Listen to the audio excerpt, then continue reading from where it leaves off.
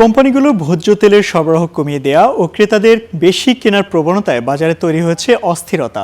Dealer ও খুচরা পর্যায়ে কমিশনের পরিমাণও কমানোর অভিযোগ উঠেছে। এতে অনেক খুচরা ব্যবসায়ী তেল বিক্রি বন্ধ করে দিয়েছেন। রাজধানীর বাজার ঘুরে এই চিত্র পাওয়া গেছে। মধ্যপ্রাচ্য সংঘাতের জেরে জ্বালানি তেলে সংকট তৈরির পাশাপাশি এবার শুরু হয়েছে ভোজ্য তেলের বাজারে অস্থিরতা।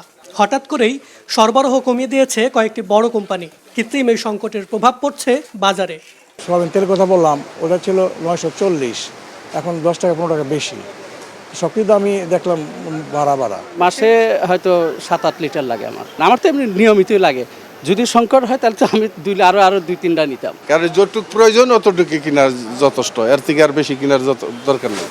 কোম্পানির ডিলাররা বলছেন গেল এক সপ্তাহ ধরে সোয়াবিন তেলের বাজারে অন্যতম বড় সরবরাহকারী প্রতিষ্ঠানের কাছ থেকে তারা পণ্য পাচ্ছেন না।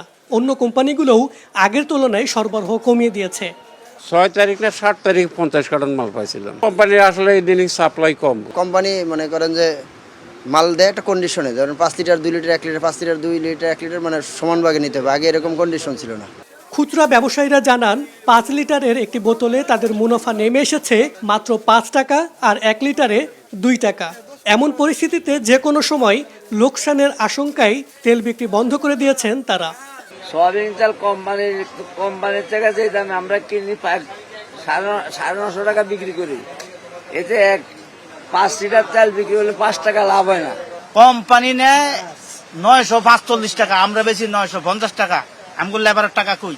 ব্যবসায়ীরা বলছেন দ্রুত সরবরাহ স্বাভাবিক না হলে বাজারে বড় ধরনের তেলের সংকট দেখা দিতে পারে। মাহাবুল ইসলাম, স্টার নিউজ, ঢাকা।